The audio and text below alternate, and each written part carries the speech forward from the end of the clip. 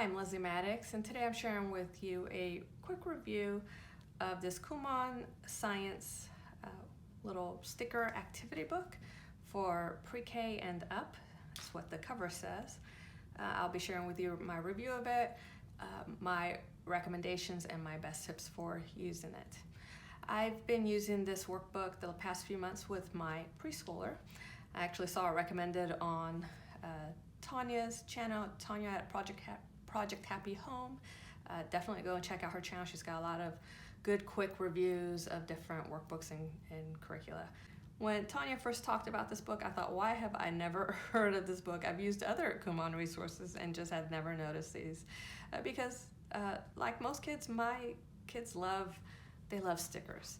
And with a preschooler especially, it's hard to do a topic like science with them, where at a level that they understand with just a set amount of a very short amount of time, because a preschooler is going to have like a 4-minute attention span where you can fit in a topic within those 4 minutes, where you're not having to do like a lot of hands-on stuff, a science project every other day, something age level appropriate and in a way that keeps their attention. So I love the idea of the sticker activity book. I ordered it right away, and it has been a good addition to our homeschool.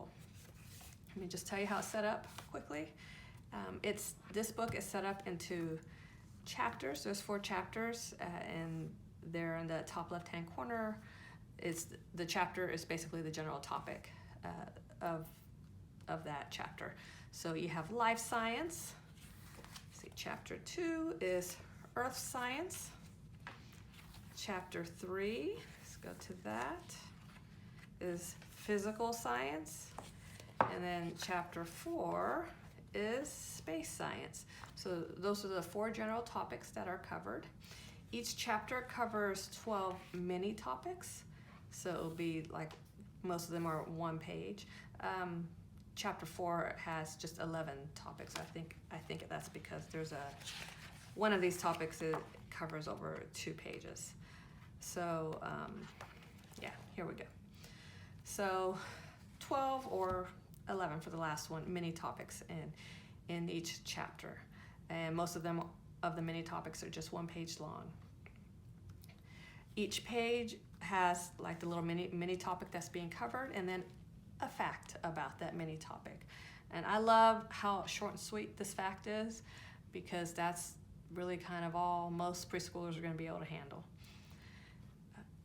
The topics are covered in different ways.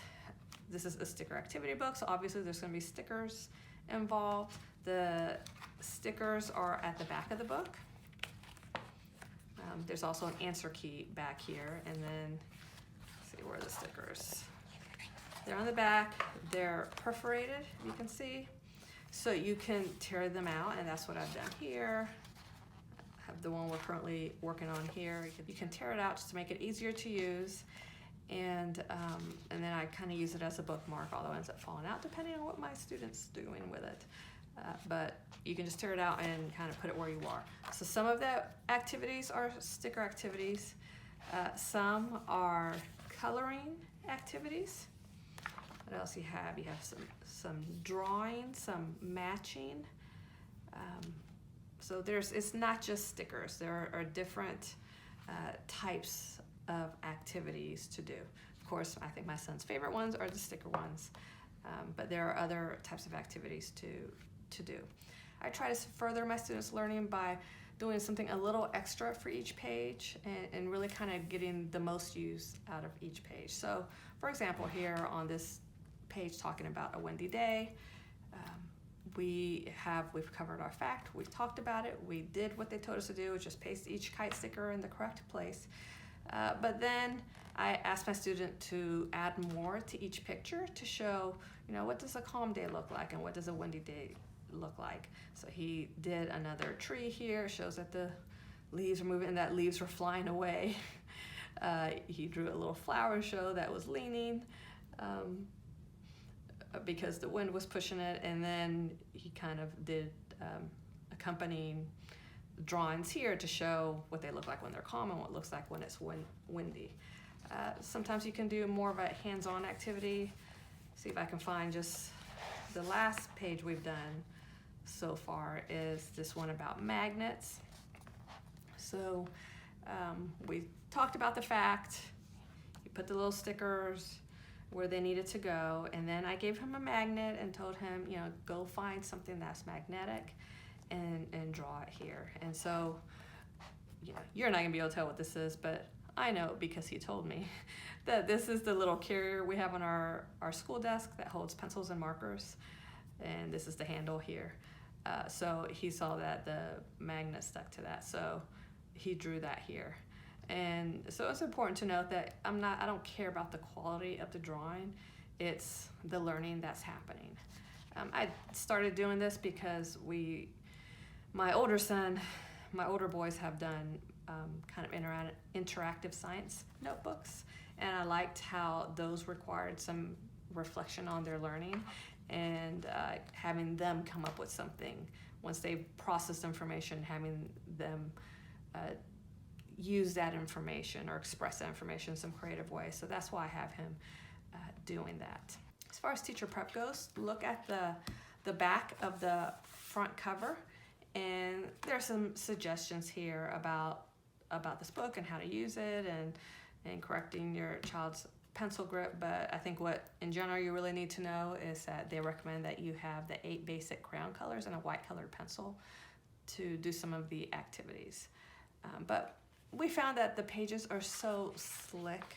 You can see, if you can hear when I rub the page how it sounds. Pages are so slick that we had trouble with some, like with crayons and with some colored pencils. He was able to use a regular pencil for some things. Like I have this maze here, he was able to use a pencil on that page. But in general, I ask him to use a marker instead. I just feel like it just works out easier for him. When it comes to how much time a student will spend on this each time you schedule it, that really depends on how old your child is. For a preschooler, definitely less than 5 minutes, you know, around 4 minutes is their attention span. And especially if you just use this book the way they have it set up, where you read the fact and you paste the stickers in, definitely less than 5 minutes. Even when I extend the activity, like here, had him do more flowers and, you know, like the different parts of the plant and roots, which is hard to see, I know, in the video, but he kind of did his own drawings of these plants. Even then, it doesn't take hardly any time at all, and I feel like that's very appropriate for a preschooler. If your kids want to do more than that one page, and kids that like workbooks and this type of activity will. I know my son, you know, he would love to just keep going through here. But I had to decide ahead of time, and I would recommend that you think about this too, how I want to use this book, you know, how it fits in with my plans. Or how it fits in with your plans, not my plans. For my plans, one of the things I like to do with their learning is to cover the same information over a period of days in different ways. I feel like the information sticks better that way. Also, helps my kids from falling into the trap of thinking that they know something they don't really know just because they heard about it one time. So for example, talking about plants and animals here, we do this one page, talk about these concepts, and the next time we pull out this book, we do a quick review of other plant information that we've learned in this book, and then we go on to the current information. And then the next page, we do the same thing. We talk about this new stuff after we've gone over other topics in this life science section and how they relate to each other. All very quickly, it doesn't take a long time. It's not like this long lecture. More of a conversation style, and that helps my kids really feel like get a grasp of what they actually know and what they remember and what they don't remember. If I just say, hey, take this book and use it, you know, that's fun and that's fine, but let's say covering all of life science in one day, there's not going to be a whole lot of recall of some of that stuff later on. And so you just have to kind of decide how you want to use this book and what your plans for it are. and that'll dictate how much time spent on it and how long it'll last. As far as my recommendations go, I would recommend this workbook to students that do well with interactive learning. An interactive learning method, since this entire workbook is about being interactive. Very similar to an interactive notebook, but appropriate for a preschooler. I would also recommend it for students that could use some work on their fine motor skills, because things like getting a sticker off a page and placing it where you want it to be, learning to hold their pencil or crayon correctly, doing some drawing some lines for matching, all those things help students to work on their fine motor skills in preparation for handwriting. And I would also recommend this book for preschoolers that want to learn science like a big kid. One of the wonderful things about homeschooling is that when the little ones see their older brothers and sisters learning about different things, it makes them excited about doing the same thing, about learning about those things. And I know for my kids, my younger ones, when they first started getting their very own workbooks like this, and my kids like workbooks, so when they started getting their very own workbooks like this, that was very exciting to them, and they really felt like big kids. So for kids that really want to do science like a big kid, this is a great option for them to have their very own workbook. Despite what this says at the top, that this is for pre-K and up, I wouldn't recommend it for beyond kindergarten. If you've been kind of paying attention as I've flipped through some of these pages, I feel that kids that are older would find some of these activities too simplistic and kind of boring. So I wouldn't recommend it for beyond kindergarten, especially if they're capable of so much more. You know, I do want my first grader to be more than just putting a sticker on a page. My very best tip for using this Kumon science workbook is to take it slow and to fully explore the fact on each mini topic via discussion or in some other way.